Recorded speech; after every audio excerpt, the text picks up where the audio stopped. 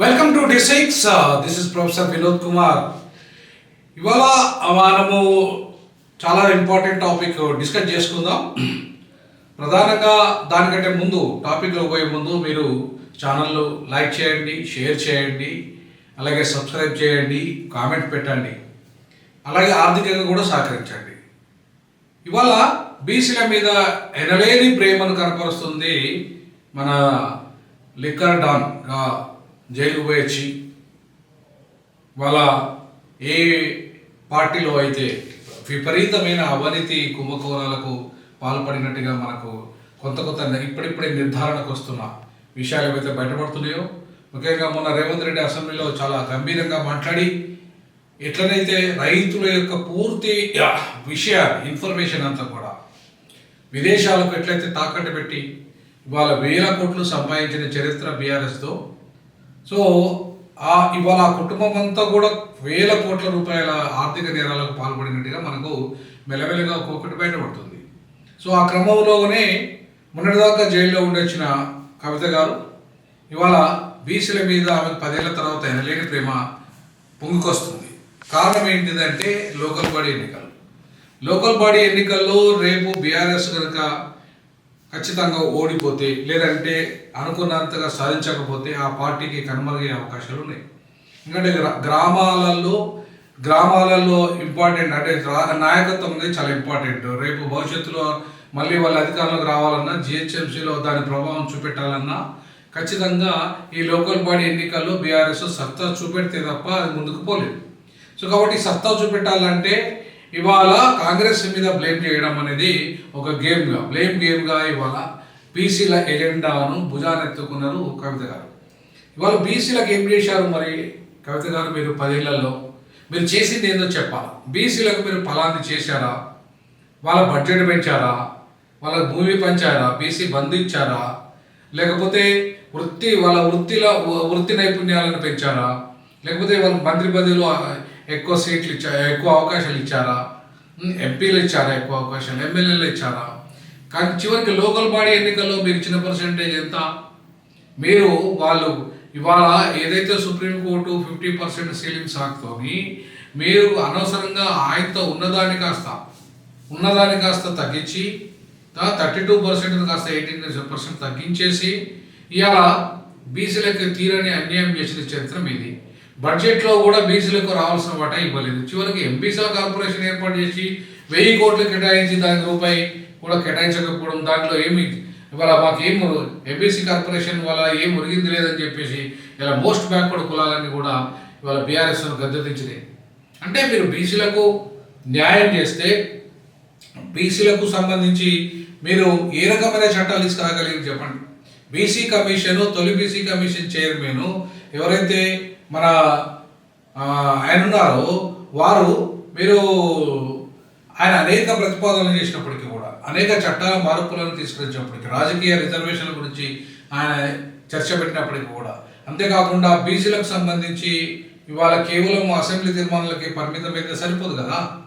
బీసీలకు సంబంధించిన ఇప్పుడు ఎక్కడైతే తమిళనాడులో బీసీలకు సంబంధించి వాళ్ళు ఇప్పటికీ ఎస్సీ ఎస్టీలు కానీ బీసీలకు కానీ మెజారిటీగా వాళ్ళు అవకాశాలు కల్పించగలిగినారు. చివరికి అరుంధతీయాలుగా ఎవరైతే మాదిగలు ఉన్నారో వాళ్ళకు కూడా 3% అదనంగా పెంచి అక్కడ వర్గీకరణ సమస్య లేకుండా చేసిన చరిత్ర స్టాలిన్ది.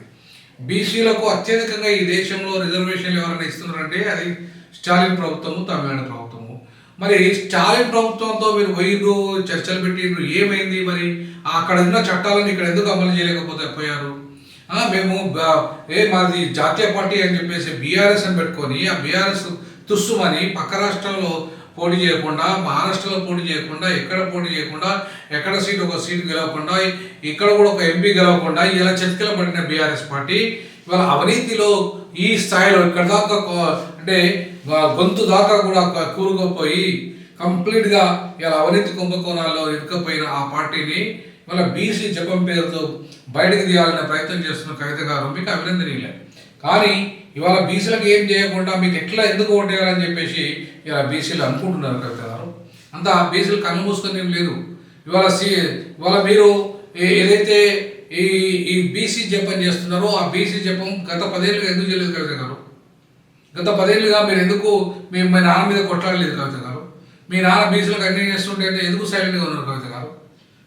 ఇవాళ బీసీలకు రావాల్సిన బడ్జెట్ కానీ, బీసీలకు రావాల్సిన అన్ని రకాల వాటా కానీ ఇవ్వనప్పుడు మీరు ఎందుకు అడగలేదు కవిత గారు? చివరికి లోకల్ బాడీ ఎన్నికల్లో కూడా అంత తక్కువగా బీసీలకు కోటా కేటాయించినప్పుడు మీరు ఎందుకు తిరుగుబాటు చేయలేదు కవిత గారు? చివరికి ఇవాళ మహిళా బిల్లులో బీసీ ఎస్సీ ఎస్టీ వాటా రానప్పుడు బీజేపీ మీద మీరు ఎందుకు కొట్లాడలేదు కవిత గారు? ఈ రకంగా చూసుకుంటూ పోతే బీసీల మీద బీఆర్ఎస్కి ఏమాత్రము ప్రేమ లేదు, చిత్తశుద్ధి లేదు అనడానికి నిదర్శనము అనేక ఉదాహరణలు ఉన్నాయి. గత 10 ఏళ్లలో బీసీలను అణిచివేసిన చరిత్ర ఉంది. గత 10 ఏళ్లలో బీసీలకు ఏమాత్రము నాయకత్వాన్ని అంటే ఇచ్చిన చరిత్ర లేదు పెద్దగా. అంటే కొంత మెరుగు, ఇప్పుడు కాంగ్రెస్ కంటే కొంత మెరుగు ఖచ్చితంగా ఆ విషయంలో మాత్రం కాంగ్రెస్ కంటే మాత్రం మెరుగు బీఆర్ఎస్ ఇప్పుడున్న ప్రజెంట్ ఉన్న కాంగ్రెస్ పార్టీ కంటే బీసీల విషయంలో కొంత మెరుగు. బీసీలకు కొన్ని అవకాశాలు కల్పించగలిగింది. బీసీలకు టీజీపీఎస్గా ఈవెన్ అనేక పదవులు, ముఖ్యమైన పదవులు కూడా ఇవ్వగలిగింది. స్పీకర్ పదవులు ఇవ్వగలిగింది. అట్లా మొత్తం రెడ్లతో నింపలేదు. చాలా వరకు బీసీలకు కొంత అవకాశం కాంగ్రెస్ కంటే బెటరే. కానీ బట్ అయినా సరే బీసీలకు రావాల్సినంత చేయాల్సినంత సేవ కానీ, బీసీలకు రావాల్సిన వాటా కానీ, అది బడ్జెట్లో కావచ్చు, పదవులలో కావచ్చు, పంపకాలలో కావచ్చు, తర్వాత పోతే బీసీలకు సంబంధించి వృత్తి నైపుణ్యత విషయంలో కావచ్చు, ఇంకా వాళ్ళ దాంట్లో అవినీతి జరిగింది ఎక్కువ. అవినీతి ఇవాళ మీరు చేసిన ఏదైతే చేపల కుంభకోణం కానీ, ఏదైతే వృత్తి కులాలకు సంబంధించిన గొర్రెల పంపకంలో కానీ అన్ని రకాలుగా అవినీతిని పూర్తి స్థాయిలో మీరు ఎదుర్కొంటున్నారు తప్ప మీ వల్ల బీసీలకు పెద్దగా ఒరిగిందా అనడానికి మాత్రము ఆధారాలు లేవు. ఇక బీజేపీ విషయానికి వస్తే బీజేపీ కేంద్రంలో బీసీలకు చేసినంత తీరని అన్యాయము ఎవరూ చేయలేదు. సో బీసీ ముఖ్యమంత్రి అని చెప్పి కనీసం బీజేపీ లీడర్గా తెలంగాణలో బీసీ రెడ్డికి ఇచ్చారు. అట్లాగే ఇవాళ బీసీకి సంబంధించి అక్కడ పార్లమెంట్లో ఒక సమగ్రమైన చట్టం తీసుకురాలేదు. అంతేకాకుండా బీసీలకు సంబంధించి ఇవాళ రాజకీయ అవకాశాలను తొక్కేసి రాజకీయ రిజర్వేషన్లు ఇవ్వలేకపోయింది. అంతేకాకుండా ఇవాళ బీసీలకు ఇంకా ఏబిసిడి చేయలేదు. అంతేకాకుండా బీసీలకు సంబంధించిన కొన్ని మంత్రి పదవులు గతంలో కంటే కాంగ్రెస్ కంటే కూడా మెరుగే. కాంగ్రెస్ కంటే కొంత మెరుగు బీజేపీ.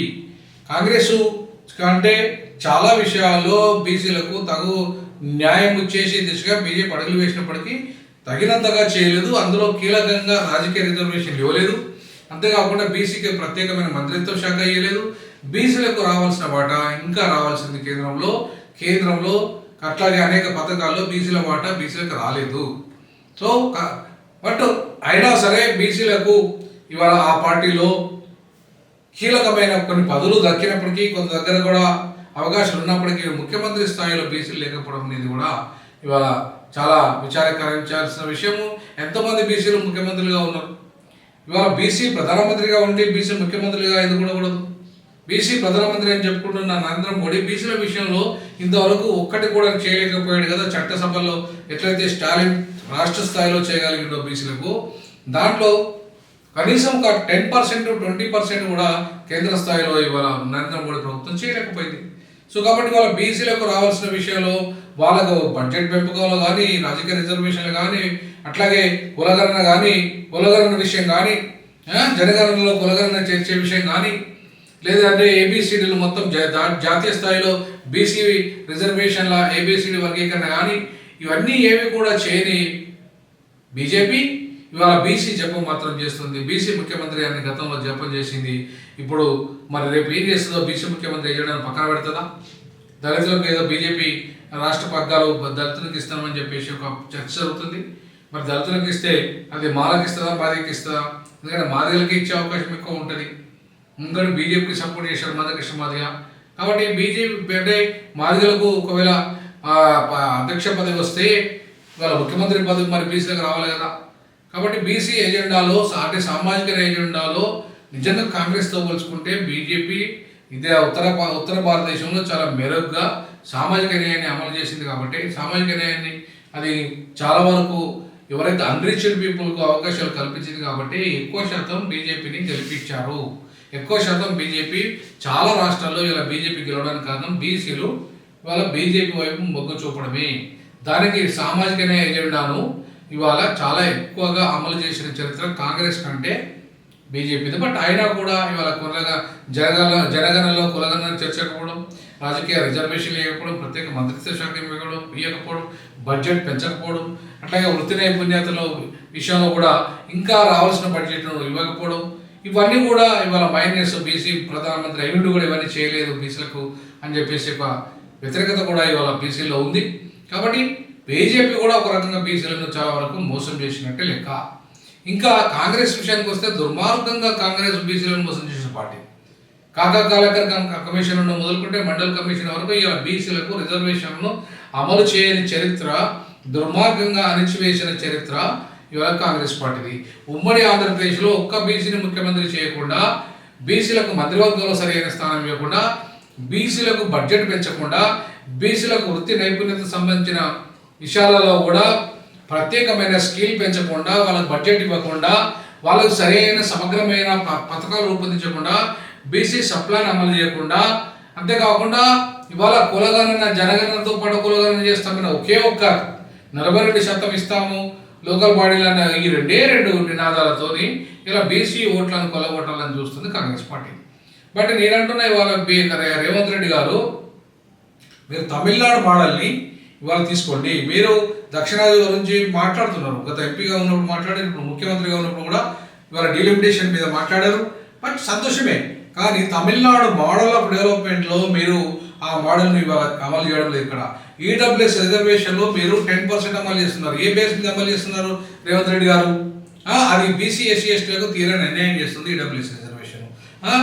ఎలా మొత్తానికి అగ్రవర్ణాల జనాభా అంటే 7% ఉంటే దాంట్లో నువ్వు 10% అంటే జనాభా కంటే 3% అదనంగా ఇస్తూనే ఉన్నావు. అంతేకాకుండా మళ్ళీ జీవో 29 తెచ్చి అట్లా 32% ఓపెన్ కేటగిరీ కూడా ఇవాళ ఎస్సీ ఎస్టీ బీసీలు రాకుండా అడ్డుపడి అగ్రవర్ణాలకు అప్పచెప్పినావు. అంతేకాకుండా ఇవాళ పూర్తిగా అగ్రవర్ణాల భయం చేసిన కార్పొరేషన్ చైర్మన్లు కావచ్చు, ముఖ్యమంత్రి పదవితో సహా మంత్రి పదవులు కావచ్చు, ఎంపీలు కావచ్చు, ఎమ్మెల్యేలు కావచ్చు, చివరికి ఈవెన్ ఐఏఎస్లు అంటే ఇచ్చే ముఖ్యమైన పదవులలో కూడా, అంటే ఐఏఎస్లు ఐపీఎస్లకు ఇచ్చే ముఖ్యమైన పదవులలో కూడా పూర్తిగా నేను రెడ్డి ముద్ర వేసుకున్నావు, నేను రెడ్డి సామాజిక ముద్ర వేసుకున్నావు. నామినేటెడ్ పోస్టులలో కూడా నేను రెడ్డి ముద్ర వేసుకున్నావు. కాబట్టి ఇవాళ పూర్తి స్థాయిలో బీసీలకు అన్యాయం చేసిన చరిత్ర రేవంత్ రెడ్డిది, కాంగ్రెస్ పార్టీది. కాబట్టి ఆ కాంగ్రెస్ పార్టీని ఇలా కులగణన పేరుతో జనగణన పేరుతో కులగణన 42% వాటా, 42% ఎందుకు ఇవ్వాలను? 56% ఉంటారు వాళ్ళు తెలంగాణలో. ఆ వాటా కలిపియాలి కదా లోకల్ బాడీ ఎన్నికల్లో. దాన్ని చట్టం చేసి ఇవాళ కేంద్రానికి పంపాలి కదా. చట్టం చేయకుండా డెడికేషన్ కమిషన్ ద్వారా తీసుకున్నంత మాత్రాన రేపు కోర్టులో నిలబడుతుందని గ్యారెంటీ కూడా లేదు కదా ఇవాళ. కాబట్టి 2011 జనాభా లెక్కల ప్రకారంగా వర్గీకరణ కానీ, 2011 జనాభా లెక్కల ప్రకారంగా బీసీ వాటా పెంచడం కానీ కనుక చేయగలిగితే కోర్టులలో కొట్టివేయకుండా ఉండే అవకాశం ఉంది. దాంతో కొంత వాళ్ళకి బీసీలకి న్యాయము, ఎస్సీలకు న్యాయం జరిగే అవకాశం ఉంది. ఆ దిశగా నువ్వు అడుగులు వేయకుండా తిరిగి మళ్ళీ కమిషన్కు అంటే ఒక ఎన్నికల కోసం హడావుడి కోసం ఇవాళ సుప్రీంకోర్టు జడ్జిమెంట్ వచ్చిందని చెప్పేసి ఏదైతే ఎస్సీల విషయంలో కూడా ఏదో హడావుడి చేయడం తప్ప ఇంకేం పెరిగింది లేదు. ఆ హడావుడిలో సమగ్రంగా చట్టం రూపొందిస్తారా అనేది కూడా కొంత డౌట్గానే ఉంది. ఇవాళ సమగ్రంగా చట్టం రూపొందించి ఎస్సీల వర్గీకరణ చట్టాన్ని జనాభా దాపేష్ పద్ధతిలో 371D ప్రకారంగా జిల్లాని యూనిట్ చేసుకొని జిల్లా పదవులు అట్లాగే జోనల్ పదవుల్ని రాష్ట్ర పదవులలో జోనల్ సిస్టంలో రాష్ట్ర పదవుల్ని పంపకం చేయగలిగితే వాళ్ళ 10% పేదలకు, ఎస్సీలో ఉన్న అందరి పేదలకు, 59 కులాల పేదలకు, అలాగే 5% ఎవరైతే కొంత మధ్యతరగతిగా ఎదిగిన వాళ్ళకి, అట్లాగే కొంచెం సంపన్నులకి ఇవ్వగలిగితే ఖచ్చితంగా అది చాలా మేలు చేయగలుగుతుంది. బట్ ఆ దిశగా మరి ఇవాళ రేవంత్ రెడ్డి అడుగులు వేస్తున్నా అని చెప్పేస్తే నాకు కొంచెం డౌటే. ఎందుకంటే కోర్టు కూడా ఏది కొట్టేది అట్లా చేస్తే వెనుకబాటు ఆధారంగా దళితులను విభజించే అధికారము రాష్ట్ర ప్రభుత్వానికి ఉంది. అది ఆర్టికల్ 15(4) క్లాస్ 15(4), 16(4) 2 క్లాజులు చెప్తున్నాయి. ఇలా క్లియర్గా మీరు విభజించుకునే అధికారం ఉందని చెప్పింది.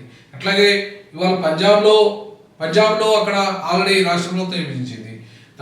అట్లాగే తమిళనాడులో కూడా పెంచింది.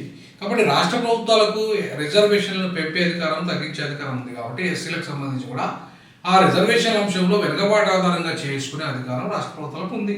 కాబట్టి సమగ్రంగా చిత్తశుద్ధి ఉంటే వాళ్ళకు చేసేలకి. అట్లాగే బీసీలకు కూడా ఇవాళ ఏబిసిడి ఉన్నది, కానీ బీసీలో ఏబిసిడి ఉన్నప్పటికీ కూడా ఇంకా బీసీలకు రావాల్సిన వాటా రాలేదు.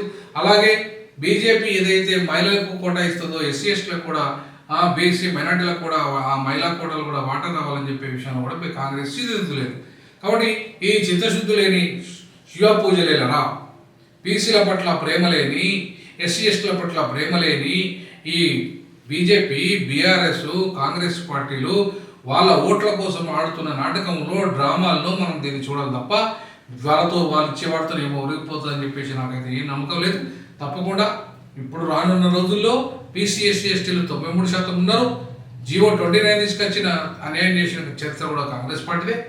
కాబట్టి ఇవాళ కాంగ్రెస్ కానీ, బీజేపీ కానీ, బీఆర్ఎస్ కానీ అన్నీ ఒకటే. అగ్రవర్ణ సంపన్న దోపిడీ కులాలకు సంబంధించిన వాళ్ళే ఇవాళ అధికారం తీసుకొచ్చుకుని లక్షల కోట్ల రూపాయల బడ్జెట్లో వాళ్ళే దొబ్బుతున్నారు. వాళ్ళ భూమి వాళ్ళ చేతిలో ఉంది, అధికారం వాళ్ళ చేతిలో ఉంది, సంపద వాళ్ళ చేతిలో ఉంది, రియల్ ఎస్టేట్ వాళ్ళ చేతిలో ఉంది, సినిమా ఇండస్ట్రీ వాళ్ళ చేతిలో ఉంది. సో అన్ని ఫార్మా రంగం వాళ్ళ చేతిలో ఉంది, అన్ని వాళ్ళ చేతిలో ఉన్నాయి. చివరికి అధికారం వాళ్ళ చేతిలో ఉంది. కాబట్టి 93% ఉన్న ప్రజలారా, ముఖ్యంగా బీసీలారా మేల్కోండి. బీసీలారా ఇవాళ ఈ పార్టీలను నమ్ముకుంటే ఏం జరగదు. బీసీల కంటే ఒక ప్రత్యేకమైన రాజకీయ పార్టీ వచ్చి వాళ్ళని ఆదుకోవాల్సిన బాధ్యత బీసీ నాయకత్వం మీద ఉంది. ఆ దిశగా ఆలోచన చేసేసి బీసీలకు 2028లో ముఖ్యమంత్రి చేయడమే నా లక్ష్యము. ఆ లక్ష్య సాధనలోనే నేను ఉద్యోగానికి రాజీనామా చేసిన 3 లక్షల ఉద్యోగం తిరిగి దాన్ని సాధించడంలో భాగంగా నేను ఖచ్చితంగా ఆ రకంగా సొంత రాజకీయ పార్టీతో ముందుకు వచ్చే బీసీ నాయకత్వాన్ని, అగ్రవర్ణాలకు అమ్ముడుపోని బీసీ నాయకత్వాన్ని బలపరచడానికి నేను సిద్ధంగా ఉన్నా. తప్పకుండా బీసీలారా మేల్కొనండి. మీరు మేల్కొంటే తెలంగాణ కాదు భారతదేశంలో అధికారం అంతా బీసీలదే. జై భీమ్, జై పూలే, జై బీసీ.